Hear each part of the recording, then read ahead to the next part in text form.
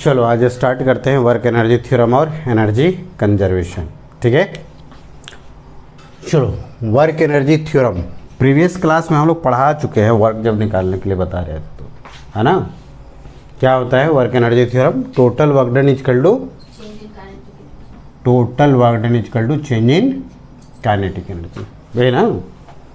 और total work में तीन तरह के वर्क हो सकता है। Work done by conservative force, nature में दो तरह का फोर्स एग्जिस्ट करता है, कंजर्वेटिव और नॉन कंजर्वेटिव। तो work done by conservative force plus work done by non conservative force plus external force, है ना, जो बाहर से फोर्स लग रहा है। ये सब का वर्क का सम किसके बराबर हो जाता है? चेंज इन काइनेटिक एनर्जी के, है ना। सिंस, अच्छा ये देखो WC लिख दो। नॉन कंजर्वेटिव में बताए थे ना, friction and friction like force जो होता है वह कैसा होता है? Non conservative. ठीक है, और ये हो गया work done by external force is equal to delta K. Since WC जो होता है वह कितने के बराबर होता है? Minus delta. इसका वैल्यू यहाँ रख दो, तो माइनस डेल्टा यू हो गया plus work done by friction plus work done by external force. ये कितने के बराबर हुआ है? चेंज इन काइनेटिक एनर्जी, है ना। ये माइनस यू है, इधर जाएगा क्या हो जाएगा? प्लस। तो पहले इसी को लिखते हैं, डेल्टा के प्लस डेल्टा यू, और इस साइड में बच जाएगा क्या? Work done by friction plus work done by external force, यही ना। यह वर्क एनर्जी थ्योरम कहलाता है। अच्छा, यहाँ चेंज इन पोटेंशियल एनर्जी जो होता है हम दो तरह का बताए हैं। यहाँ पर क्या क्या बताए हैं? ग्रेविटेशनल और स्प्रिंग पोटेंशियल एनर्जी, यही ना। Is equal to work done by friction plus work done by external force. कोई दिक्कत नहीं ना। तो इसको यूज कर सकते हो कभी भी प्रॉब्लम में पोजीशन और वेलोसिटी से रिलेशन यूज हो जाए, तो पोजीशन और वेलोसिटी से रिलेशन आ जाए तो यूज करना है वर्क एनर्जी थ्योरम। याद रहेगा ना, कभी भी प्रॉब्लम में पोजीशन और वेलोसिटी से रिलेशन आ जाए तो क्या यूज करना है? Work energy theorem. क्लियर है? अब समझो आगे। यहीं से एनर्जी कंजर्वेशन में भी बदल जाता है। जैसे इक्वेशन 1 से देखें, फ्रॉम 1 अगर वर्क डन बाई फ्रिक्शन 0 हो जाए और कोई एक्सटर्नल फोर्स नहीं लग जाए, है ना, तो एक्सटर्नल फोर्स के द्वारा भी वर्क डन 0 हो जाए, तो यहाँ पर देखो ये टर्म भी 0 और ये टर्म भी 0 हो जाएगा।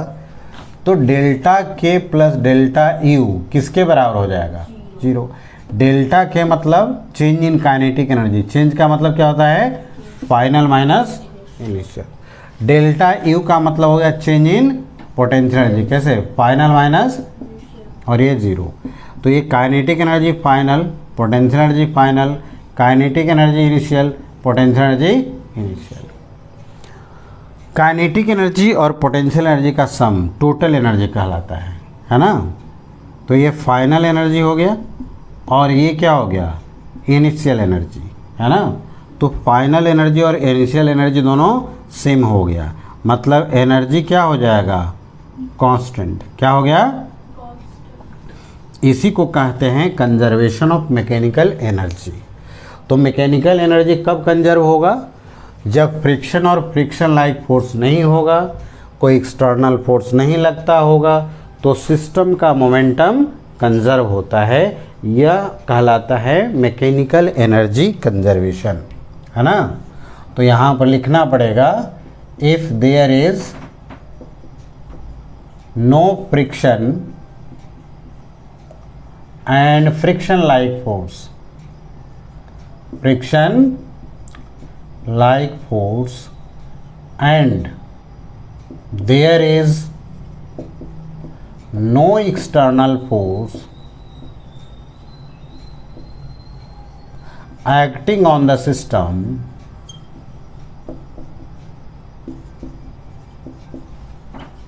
Then mechanical energy of the system remain conserve. Mechanical energy कब कंजर्व रहेगा? अगर कोई एक्सटर्नल फोर्स नहीं लगे और फ्रिक्शन लाइक फोर्स प्रेजेंट नहीं होता है तो मैकेनिकल एनर्जी कंजर्व होता है। Initial energy is equal to final energy के बराबर होता है। तो ये कंडीशन याद रखना। एनर्जी कब कंजर्व होगा? जब फ्रिक्शन लाइक फोर्स नहीं होंगे, है ना, कोई एक्सटर्नल फोर्स नहीं लगता हो तो सिस्टम का मैकेनिकल एनर्जी क्या रहता है? कंजर्व रहता है। कोई दिक्कत तो नहीं? चलो लिखो यहाँ तक। चलो अब आगे समझाते हैं एनर्जी कंजर्वेशन का प्रॉब्लम। ये बताओ मैकेनिकल एनर्जी कब कंजर्व रहेगा? जब फ्रिक्शन और फ्रिक्शन लाइक फोर्स नहीं लगेंगे और कोई एक्सटर्नल फोर्स भी नहीं लगेगा, है ना। तो मैकेनिकल एनर्जी क्या रहेंगे? कंजर्व रहेंगे।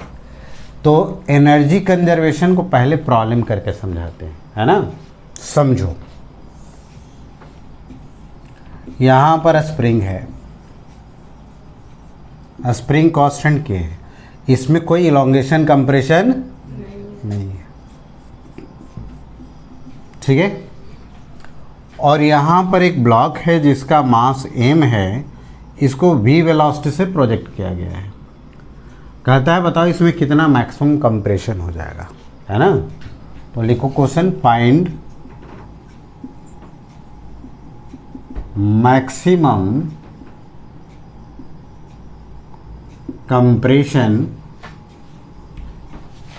इन अ स्प्रिंग।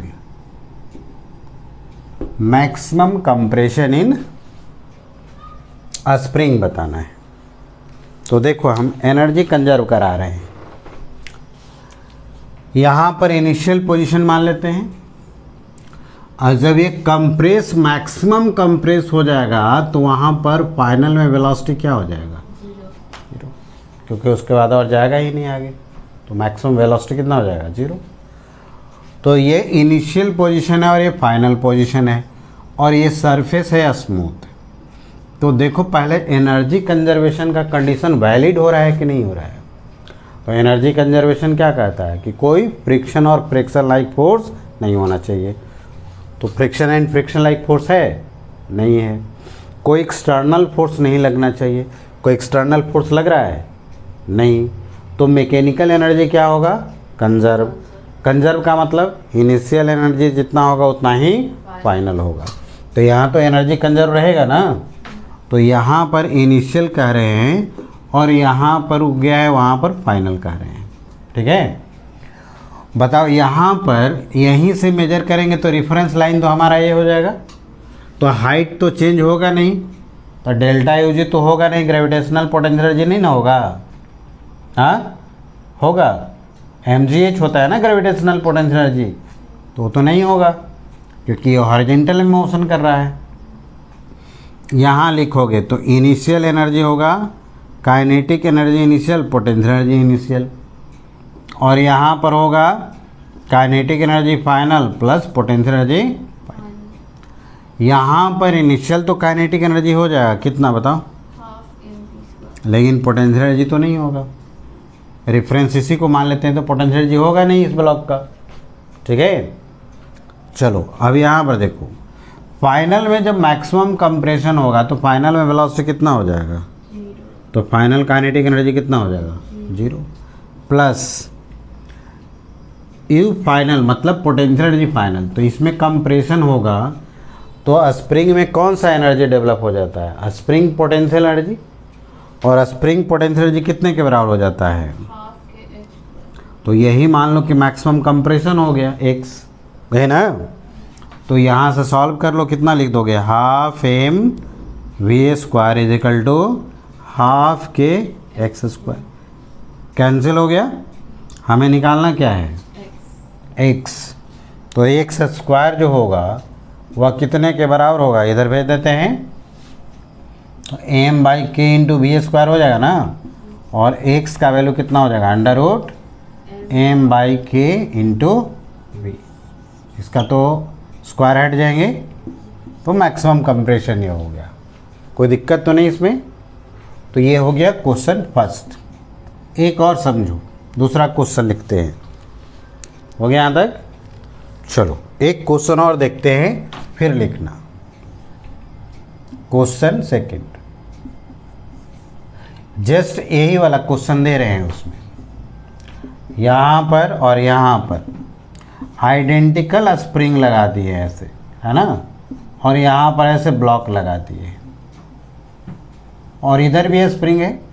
इसका स्प्रिंग कांस्टेंट के है, इसका 2k। ठीक है, यहाँ जो है इस तरह से पोजीशन है कि किसी भी स्प्रिंग में कोई इलोंगेशन कंप्रेशन नहीं है।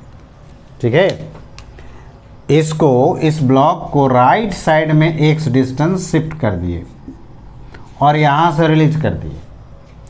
जब यहाँ से रिलीज कर दिए हैं तो जब यहाँ पर आ जाएगा x इजिकल टू 0 पर आ जाएगा तो इस ब्लॉक का वेलोसिटी कुछ हो जाएगा ना। तो कह रहा है कि ब्लॉक को राइट साइड में x डिस्प्लेस करके रिलीज कर दिए हैं। जब कंप्रेशन इलोंगेशन स्प्रिंग में 0 हो जाएगा उस समय ब्लॉक का वेलोसिटी बताओ कितना होगा। तो क्वेश्चन लिख देना इसको। चलो यहाँ लिख देते हैं, ब्लॉक डिस्प्लेस थ्रू डिस्टेंस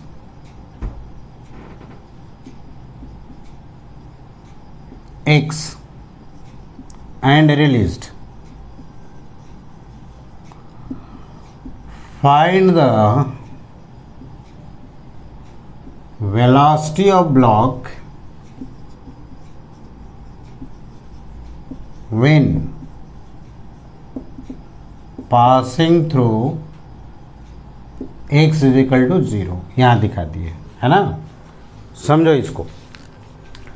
पहले ब्लॉक जो है यहाँ पर स्लाइटली ऐसे डिस्प्लेस कर दे। तो ये तो इनिशियल है, मान लो ऐसे ऐसे पकड़ करके रखे हैं। अब यहाँ छोड़ दिए तो x इजिकल टू 0 यहाँ पर है तो ये कौन सा पोजीशन हो जाएगा? फाइनल। बताओ यहाँ पर एनर्जी कंजर्वेशन का कंडीशन वैलिड हो रहा है कि नहीं हो रहा है? तुम बताओ बेटा कितना होगा? यहाँ एनर्जी कंजर्वेशन का कंडीशन वैलिड हो रहा है कि नहीं हो रहा है? एनर्जी कंजर्वेशन का क्या कंडीशन कहता है कि कोई फ्रिक्शन और फ्रिक्शन लाइक फोर्स नहीं होना चाहिए। तो फ्रिक्शन और फ्रिक्शन लाइक फोर्स नहीं है। कोई एक्सटर्नल फोर्स भी नहीं लगना चाहिए। तो एक्सटर्नल फोर्स भी नहीं लग रहा है तो क्या रहेगा? मैकेनिकल एनर्जी कंजर्व होगा ना। मैकेनिकल एनर्जी कंजर्व होने का मतलब क्या होता है? Initial energy is equal to, तो initial kinetic plus initial potential energy, final kinetic plus final potential energy, है ना। ठीक है, समझो। इनिशियल काइनेटिक एनर्जी जब यहाँ पर कंप्रेस करके रखे हो तो यहाँ पर तो ऐसे रखे हुए हैं ना, तो ब्लॉक का वेलोसिटी है तो इनिशियल काइनेटिक एनर्जी कितना हो जाएगा? 0। और इनिशियली स्प्रिंग में पोटेंशियल एनर्जी होगा कि नहीं होगा? तो जब इसको ऐसे कंप्रेस कर दिए तो ये कितना कंप्रेस हो गया? तो ये इलोंगेट हो गया होगा कितना से? x। तो इसमें भी एनर्जी स्टोर हो गया और इसमें भी एनर्जी स्टोर हो गया, दोनों में ना। तो इसमें बताओ कितना एनर्जी स्टोर हो गया? Half 2k x square. और इसमें बताओ कितना हो गया? Half k। फाइनल में यहाँ पर देखो, यहाँ पर किसी स्प्रिंग में कोई इलोंगेशन कंप्रेशन नहीं है तो फाइनल पोटेंशियल एनर्जी कितना हो जाएगा? लेकिन काइनेटिक एनर्जी तो होगा ना, यहाँ तो कुछ वेलोसिटी मिल जाएगा ना, वही वेलोसिटी तो पूछ रहा है। तो ब्लॉक का यहाँ पर काइनेटिक एनर्जी हो जाएगा, क्या लिख देंगे? Half m v square. ये 2 से 2 के x square plus half k x square कितना हो गया? 3/2 के एक्स स्क्वायर। और यहाँ पर कितना हो गया? 1/2 एम बी स्क्वायर। 2 से 2 कैंसिल, निकालना क्या है हमें? भी। तो इसको पहले रख दो एम बी स्क्वायर और इस साइड में कितना लिख देंगे? 3k x square. तो बी स्क्वायर का वैल्यू कितना हो गया? 3k by M x square हुआ ना, तो v का वैल्यू कितना हो जाएगा √3k/m इंटू एक्स। कोई दिक्कत नहीं ना। तो बताओ एनर्जी कब कंजर्व होगा, मैकेनिकल एनर्जी कब कंजर्व होगा? जब एक्सटर्नल फोर्स नहीं लगे और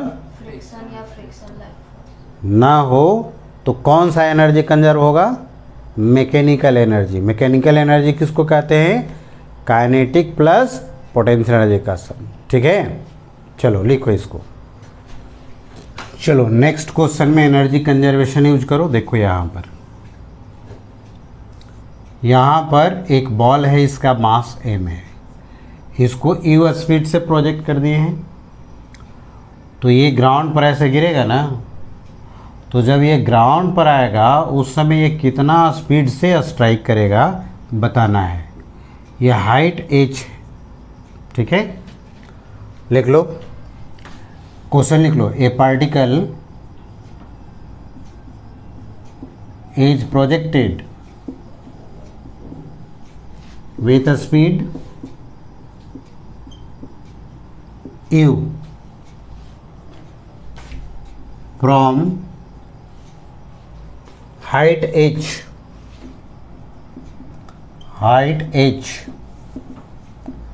find the speed with which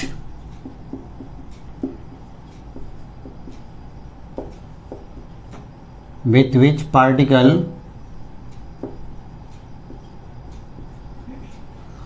strike the ground,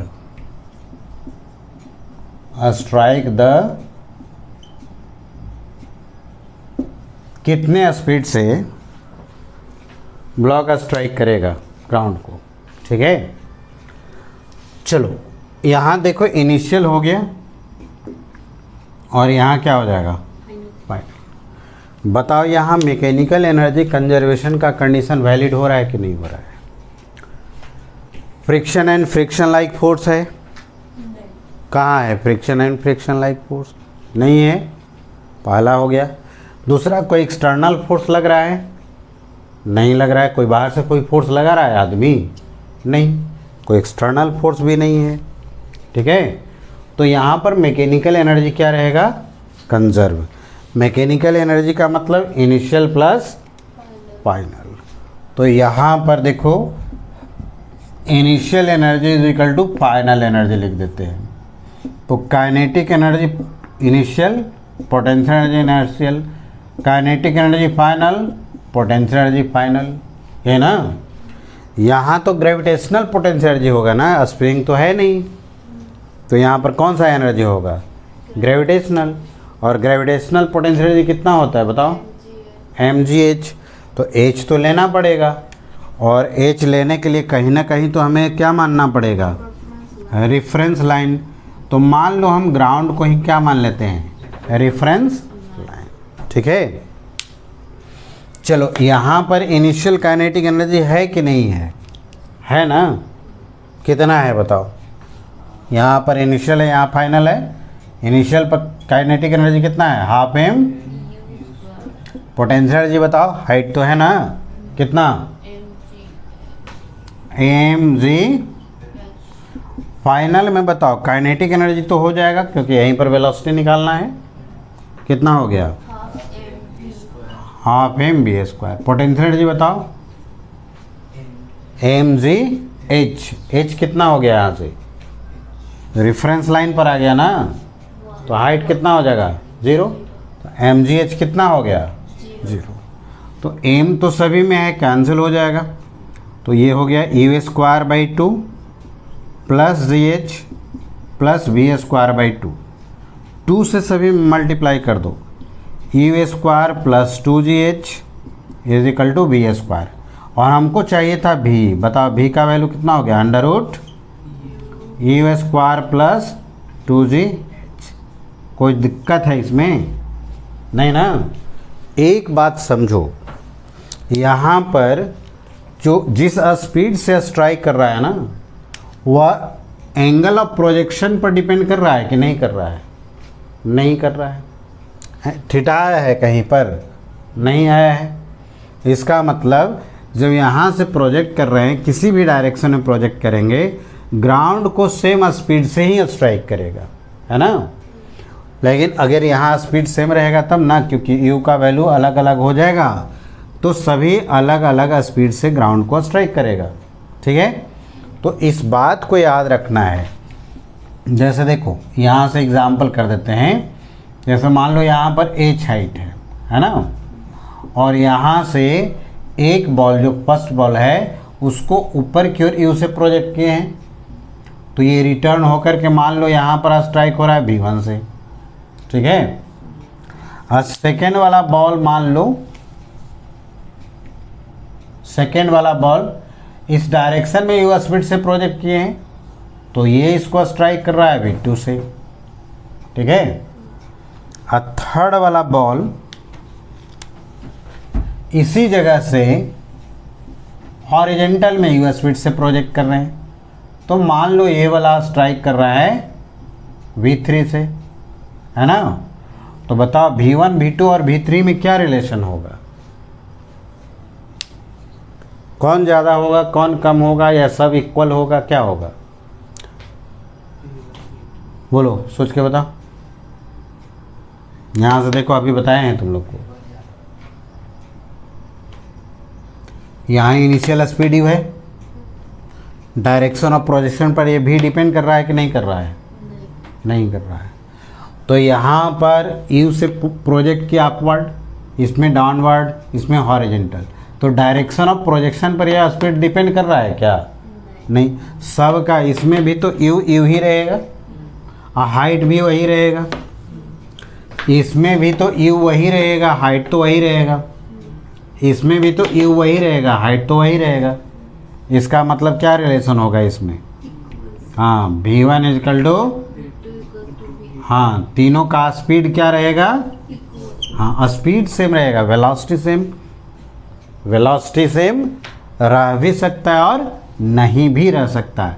इसमें वेलोसिटी का डायरेक्शन बदल जाएंगे ना, ये तो ठीक है डाउनवर्ड आएगा, ये भी डाउनवर्ड आएगा, लेकिन इसका डायरेक्शन जो होगा ना हॉरिजॉन्टल से कुछ एंगल बना लेगा, तो वेलोसिटी सेम नहीं रहेगा, क्या सेम रहेगा, स्पीड सेम रहेगा, है ना। स्पीड का मतलब समझ में आता है ना, कौन सा क्वांटिटी है, स्केलर, मतलब मैग्नीट्यूड सबका सेम रहेगा, डायरेक्शन अलग अलग हो सकता है। चलो लिखो इसको, अब समझो। जितना भी एनर्जी कंजर्वेशन का प्रॉब्लम हम लोग किए हैं वह सब वर्क एनर्जी थ्योरम से भी किया जा सकता है। कौन सा, वर्क एनर्जी थ्योरम से। तो हम लोग जनरली वर्क एनर्जी थ्योरम ज़्यादा लगाएंगे। वर्क एनर्जी थ्योरम लगाने से क्वेश्चन गलत होने का चांस ना के बराबर होता है, ठीक है। तो वर्क एनर्जी थ्योरम का तो स्टेटमेंट मालूम है, कितना होता है, delta K delta you gravitational, delta U spring, work done by friction plus work done by external force, है ना। डेल्टा यू जी तो याद है तुम लोग को, अगर ब्लॉक को ऊपर ले जाते हैं तो mgh क्या लिखते हैं, पॉजिटिव, ब्लॉक नीचे जाता है तो mgh नेगेटिव, और स्प्रिंग पोटेंशियल चेंज करके लिखते हैं फाइनल माइनस इनिशियल करके, यही ना। तो देखो यहाँ पर हम एक क्वेश्चन दे रहे हैं, समझो। यहाँ पर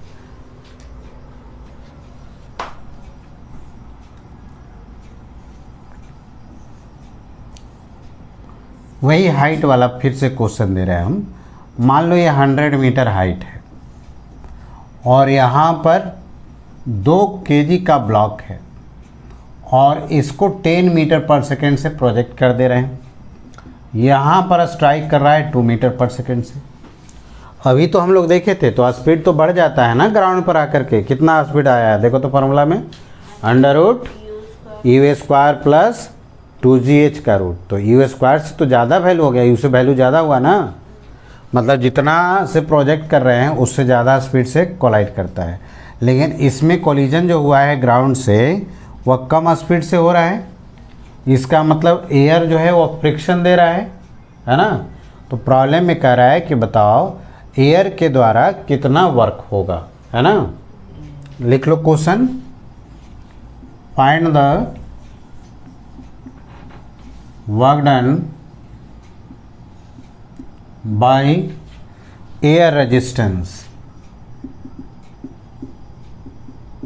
air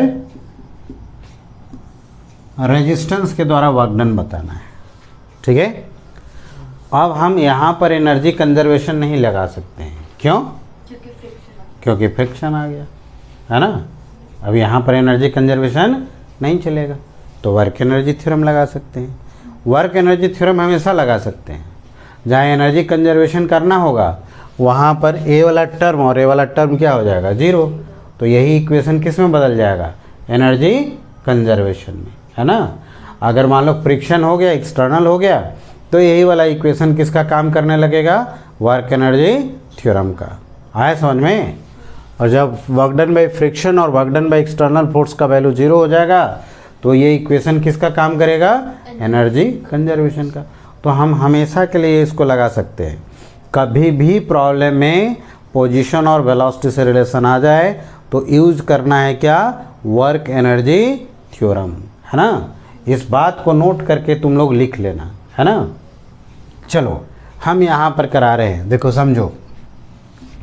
delta K delta UG, spring तो है नहीं, तो स्प्रिंग निकलने से कोई फायदा नहीं है। वर्क डन बाय फ्रिक्शन, तो फ्रिक्शन के नाम पर क्या हो गया? Air resistance. कोई बाहर से तो आदमी फोर्स नहीं लगाया इस पर, है ना। अब चलो इसको लिखते हैं। चेंज, चेंज का मतलब क्या होता है? Final minus initial. फाइनल में कहाँ पर जा रहा है? ग्राउंड पर। इनिशियली कहाँ पर है? यहाँ पर, है ना। तो फाइनल काइनेटिक एनर्जी कितना लिखोगे? हाफ मास बताओ, 2 वेलोसिटी बताओ, 2 का स्क्वायर। फाइनल हो गया काइनेटिक एनर्जी। चेंज का मतलब होता है final minus initial kinetic energy. यहाँ पर बताओ, हाफ मास कितना? 2 वेलोसिटी कितना? 10 का स्क्वायर। अब ये डेल्टा यूजी ब्लॉक नीचे जा रहा है कि ऊपर जा रहा है? तो डेल्टा यूजी पॉजिटिव होगा या नेगेटिव होगा? अच्छा, एच कैसा लेते हैं डिस्टेंस? वर्टिकल। कैसा? वर्टिकल, है ना। तो जब ये ब्लॉक यहाँ से यहाँ तक आएगा तो वर्टिकली डाउन कितना आएगा? 100 मीटर। तो डेल्टा यूजी पॉजिटिव में लिखें या नेगेटिव में लिखें? एम जी और एच कितना? 100। और ये work done by air resistance हमें निकालना है। तो ये कैंसिल हो गया, ये भी कैंसिल हो गया। ये कितना हो गया? 4 माइनस 100। और ये कितना हो गया? 2000 equal to work done by. तो work done by air resistance जो होगा वो कितने के बराबर हो जाएगा बताओ? इसको माइनस करके बताओ। ये तो माइनस 96 हो जाएगा ना। तो ये कितना हो जाएगा बताओ? माइनस 2096 हो जाएगा क्या? देखो बढ़िया से हो जाएगा ना। तो work done by air resistance इतना हो जाएगा। उतारो इसको। चलो देखो नेक्स्ट क्वेश्चन समझते हैं। यहाँ पर एक कॉन्सेप्ट भी समझाएंगे। यहाँ पर पुल्ली है और इधर इधर स्प्रिंग लगा हुआ है। इसका स्प्रिंग कांस्टेंट के रखे दे दिए हैं, है ना। और यहाँ पर एक ब्लॉक को इस तरह से रखा हुआ है कि इस स्प्रिंग में कोई इलोंगेशन कंप्रेशन नहीं है। अब यहाँ से ब्लॉक को रिलीज कर दिया गया है ना। तो लिखना पड़ेगा क्वेश्चन, लिख लो। Block initially kept such that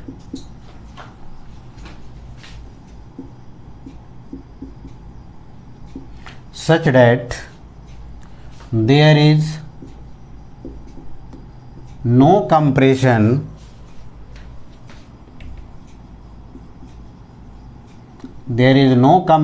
and elongation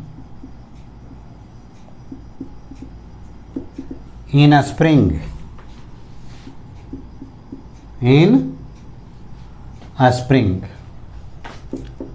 Block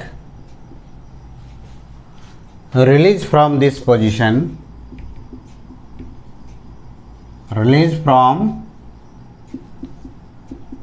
this position, A में लिख लो स्लोली, स्लोली, और बी पार्ट में सडनली।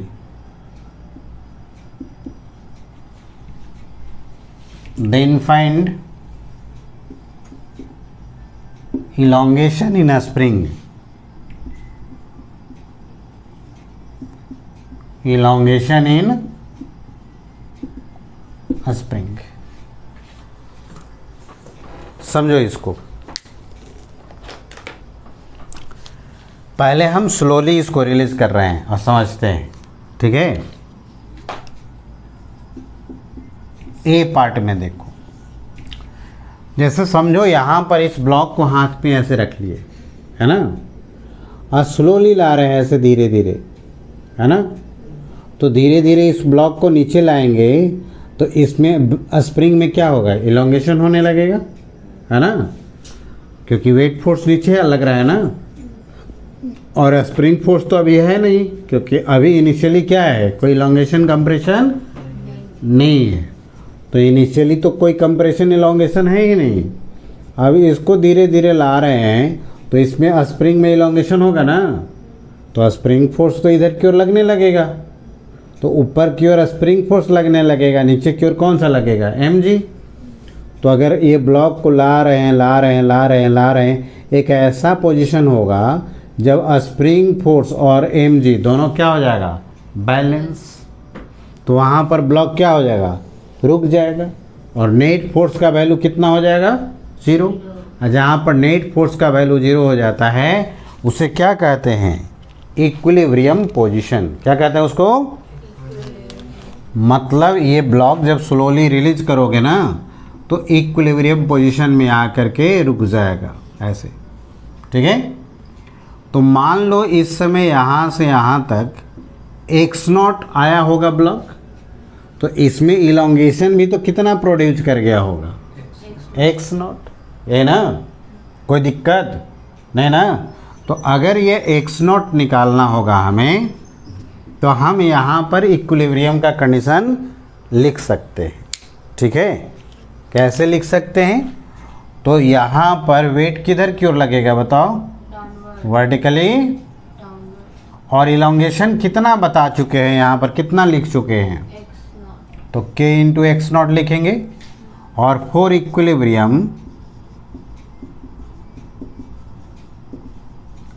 अपवर्ड डायरेक्शन है फोर्स, डाउनवर्ड से क्या हो जाएगा, तो x0 का वैल्यू कितना हो जाएगा, mg बाई। ये कब इलोंगेशन होगा, जब ब्लॉक को स्लोली रिलीज किए हैं। अब मान लो ब्लॉक को सडनली रिलीज करते हैं, देखो यहाँ पर ऐसे ए हटा दिए ऐसे, है ना, तो ये ब्लॉक क्या होगा, सड़क से नीचे आएगा। क्या यहाँ रुकेगा वो, क्या नहीं रुकेगा, वो किधर जाएगा, और नीचे जाएगा। यहाँ पर तो नेट फोर्स का वैल्यू 0 हो गया था, mg किससे बैलेंस हो गया था, स्प्रिंग फोर्स से। लेकिन जब ये ब्लॉक नीचे आएगा तो mg तो और बढ़ेगा नहीं, लेकिन इलोंगेशन बढ़ जाने के कारण कौन सा फोर्स बढ़ जाएगा, स्प्रिंग फोर्स। तो ये ब्लॉक को जब जैसे ही इस इक्विलिब्रियम पोजीशन से नीचे आएगा तो स्प्रिंग ब्लॉक को किधर खींचने लगेगा, ऊपर। अब तब इसका स्पीड धीरे धीरे क्या होने लगेगा, कम। अब कम होते होते जैसे जैसे नीचे आएगा इलोंगेशन और बढ़ता रहेगा, तो स्प्रिंग फोर्स और बढ़ते रहेगा, है ना। और कब तक यह इलोंगेशन होता रहेगा बताओ, जब तक कि ये ब्लॉक रुक नहीं जाता है ना।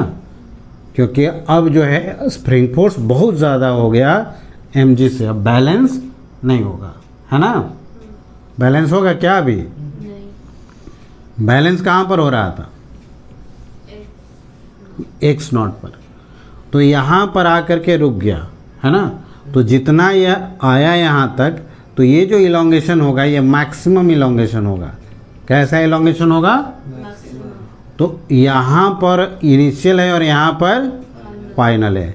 यहाँ पर वेलोसिटी क्या हो गया है, 0, और यहाँ भी वेलोसिटी कितना था, इनिशियल वेलोसिटी भी 0 है और फाइनल भी। क्या यहाँ पर इक्विलिब्रियम में है क्या ब्लॉक? नहीं। कौन फोर्स ज़्यादा लग रहा है, स्प्रिंग फोर्स या वेट फोर्स? स्प्रिंग फोर्स किधर की ओर लगा रहा है, ऊपर की ओर, इसलिए थोड़े से रुकने के बाद फिर ब्लॉक किधर जाने लगेगा, ऊपर। है समझ में? तो यहाँ इक्विलिब्रियम का कंडीशन तो हम लिख नहीं सकते हैं, लेकिन पोजीशन और वेलोसिटी से रिलेशन है। तो पोजीशन और वेलोसिटी से रिलेशन होता है तो क्या यूज कर सकते हैं, वर्क एनर्जी थ्योरम यूज कर सकते हैं, यही ना। तो हम वर्क एनर्जी थ्योरम लिख देते हैं, delta K delta U G delta U spring, friction तो नहीं है, एक्सटर्नल भी तो नहीं है, मतलब ये वर्क एनर्जी थ्योरम लिखे हैं, लेकिन ये किस में बदल गया, एनर्जी कंजर्वेशन में, है ना। क्योंकि फ्रिक्शन और एक्सटर्नल नहीं रहता है तो किस में बदल जाता है, एनर्जी कंजर्वेशन में। देखो चेंज इन काइनेटिक एनर्जी लिख रहे हैं, यहाँ पर इनिशियल है तो इनिशियल तो वेलोसिटी 0 है, तो इनिशियल काइनेटिक एनर्जी कितना हो गया, 0। फाइनल भी 0, तो चेंज इन काइनेटिक एनर्जी कितना हो गया, 0। अब ये डेल्टा यूजी लिखो, तो ये ब्लॉक यहाँ से यहाँ तक आएगा ना, तो जितना नीचे आया, ये ब्लॉक नीचे आया ना, तो डेल्टा यू जी पॉजिटिव में लिखेंगे या नेगेटिव में लिखेंगे, कितना लिखेंगे, एम जी एक्स ही रहने दो इसको, है ना, और लास्ट में एक्स मैक्सिमम लिख देंगे, ठीक है। प्लस यहाँ पर स्प्रिंग पोटेंशियल एनर्जी लिखना होगा, फाइनल माइनस इनिशियल ना, तो फाइनल यहाँ पर है, तो फाइनल में कितना ये इलोंगेट हो गया है, कितना यहाँ तक आया है, x, तो इसमें इलोंगेशन भी कितना हुआ होगा, x, तो फाइनल में कितना पोटेंशियल एनर्जी स्टोर हो गया, इनिशियली कोई था कि नहीं था, यहाँ पर क्या कहा गया था कि ब्लॉक इनिशियली इस तरह से रखे हैं कि इसमें कोई इलोंगेशन कंप्रेशन नहीं है, तो इनिशियली में कोई इलोंगेशन कंप्रेशन है ही नहीं, तो ये क्या रहेगा, 0, कोई एनर्जी स्टोर नहीं। अब यहाँ से x का वैल्यू निकाल लो, ये हो जाएगा हाफ के एक्स स्क्वायर, इधर माइनस है उधर जाएगा क्या हो जाएगा, तो x से x कैंसिल हो गया, तो x का वैल्यू कितना हो जाएगा, 2 mg बाई, ये तो x मैक्सिमम निकाले हैं ना, तो मैक्सिमम इलोंगेशन कितना हो गया, और यह मैक्सिमम इलोंगेशन जो है वह इक्विलिब्रियम में इलोंगेशन का कितना हो गया, डबल। इसको याद भी रखना है, x मैक्सिमम जो होता है वह 2 times of elongation in equilibrium होता है ना। तो हम नोट करके उसके बाद लिखना, हम यहाँ लिख देते हैं, मैक्सिमम इलोंगेशन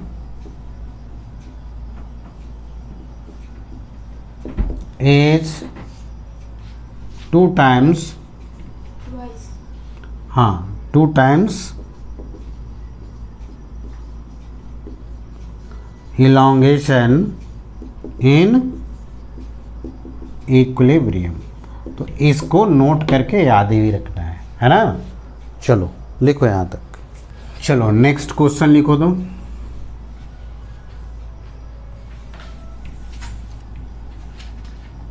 यहाँ पर एक हॉरिजॉन्टल रॉड है, ये स्मूथ रॉड है,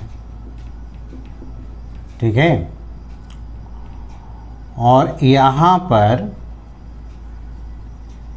यह स्प्रिंग जो है नेचुरल लेंथ में है, इसमें रिंग लगा हुआ है ना, इसका मास m है और इसका नेचुरल लेंथ दिया हुआ है स्प्रिंग का r। नेचुरल लेंथ का मतलब समझाए थे ना, इस समय कोई इलोंगेशन कंप्रेशन नहीं रहेगा, ठीक है। प्रॉब्लम कहता है कि इस रिंग को ऐसे खींच दिए, तो खींचेंगे तो ये इलोंगेट हो जाएगा ना, ऐसे खींच करके रखे हुए हैं इनिशियल पोजीशन पर, यह 37 डिग्री एंगल बना रहा है। अब यहाँ से इसको छोड़ देंगे, क्या होगा, रिंग इधर भागेगा, तो जब ये नेचुरल लेंथ एक्वायर कर लेगा तो उस समय बताना है कि उसका वेलोसिटी कितना होगा। तो ये तो फाइनल हो जाएगा। तो लिख लो question, find the find the velocity of ring when a spring acquire natural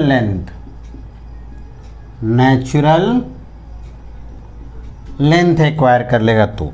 ठीक है, चलो हम वर्क एनर्जी थ्योरम तो लगा सकते हैं, हमेशा लगा सकते हैं, वह एनर्जी कंजर्वेशन भी बदल जाएगा। पहले यहाँ बताओ तो एनर्जी कंजर्वेशन हो सकता है कि नहीं हो सकता है? बोलो। फ्रिक्शन है? नहीं, नहीं ना। एक्सटर्नल फोर्स लग रहा है, कोई आदमी लगा रहा है फोर्स? नहीं लगा रहा है, मतलब यहाँ एनर्जी कंजर्वेशन भी कर सकते हैं, है ना। तो हम वर्क एनर्जी थ्योरम ही लगा देते हैं, delta K, delta U G, delta U spring, friction, external, ये सब तो है नहीं, है ना। अब देखो, इसमें तो हॉरिजॉन्टल में केवल मोशन हो रहा है, वर्टिकल में तो हो नहीं रहा है। जब वर्टिकल में नहीं हो रहा है तो change in gravitational potential energy तो नहीं होगा, मतलब इसको लिखने की कोई मतलब ही नहीं बनता है ना। तो हम इस इक्वेशन को इतना लिख देते हैं, देखो डेल्टा के, ये तो जीरो ही हो जाएगा क्योंकि हॉरिजॉन्टल में जा रहा है, वर्टिकल में चेंज ही नहीं हो रहा है हाइट, इसको लिखने से कोई मतलब नहीं है। डेल्टा यू स्प्रिंग, फ्रिक्शन है क्या? नहीं। एक्सटर्नल, तो हमें यही दो टर्म लिखना है ना। देखो फाइनल में नेचुरल लेंथ एक्वायर कर ले रहा है, तो नेचुरल लेंथ एक्वायर कर लेगा तो कोई इलोंगेशन कंप्रेशन होगा? नहीं होगा। अच्छा, तो यहाँ तो इलोंगेशन होगा पहले, तो सबसे पहले ये टोटल लेंथ निकालो, फिर इसमें कितना इलोंगेशन है वह समझाएंगे। तो ये पूरा लेंथ मान लेते एल है, तो यहाँ राइट एंगल ट्रायंगल बन गया ना। तो ये कौन सा हो गया? बेस, और ये क्या हो गया? हाइपोटेनस। क्या लगा दे? साइन की कॉस। कॉस कितना हो जाएगा? कॉस डिवाइड कर लो बेस बाय, कॉस 37 का वैल्यू कितना होता है? 4/, तो r/l, तो l कितना हो जाएगा? इधर लाओ, 5r/4। अब ये बताओ कि यहाँ पर जब इसको इस पोजीशन पर रखे हैं तो पूरा स्प्रिंग का लेंथ कितना हो गया? l। तो इसमें इलोंगेशन भी है ना, इलोंगेशन कैसे निकालोगे ये बताओ? l - r, क्यों? क्योंकि r इसका नेचुरल लेंथ है ना, तो इलोंगेशन कितना होगा? तो टोटल लेंथ में से इसका नेचुरल लेंथ माइनस करोगे ना, तो l का वैल्यू कितना हो गया? 5/4r, मतलब इलोंगेशन कितना है? r/4। अब इसको लिखो, चेंज इन काइनेटिक एनर्जी, यहाँ पर आएगा तो वेलोसिटी हो जाएगा, यहाँ तो इनिशियली केप्ट रेस्ट में रखा हुआ है, तो इनिशियल काइनेटिक एनर्जी कितना हो गया? तो फाइनल तो हो जाएगा ना, कितना? Half m initially plus final spring potential energy तो होगा कि नहीं होगा? फाइनल में स्प्रिंग पोटेंशियल एनर्जी होगा कि नहीं होगा? फाइनल में इलोंगेशन कंप्रेशन रहेगा कि नहीं रहेगा? नहीं। तो फाइनल में स्प्रिंग पोटेंशियल एनर्जी कितना हो गया? इनिशियली इलोंगेशन कंप्रेशन है कि नहीं है? हाफ के कितना इलोंगेशन है? r/4, तो r/4 का स्क्वायर, और ये हो गया 0। तो ये हो जाएगा हाफ m/b², इधर माइनस उधर जाएगा तो क्या हो जाएगा? हाफ के r/4 का स्क्वायर, तो ये कैंसिल हो गया है ना। तो v² = k/m, और ये r/4 का स्क्वायर, यही ना। v का वैल्यू बताओ कितना हो जाएगा? तो स्क्वायर रूट करेंगे तो ये कितना हो गया? r/4 अंडर रूट, यही वेलोसिटी एक्वायर कर लेगा और क्या। ठीक है, चलो तो यहाँ पर आज कुछ वर्क एनर्जी थ्योरम को यूज करवाए हैं, फिर देखते हैं नेक्स्ट क्लास में।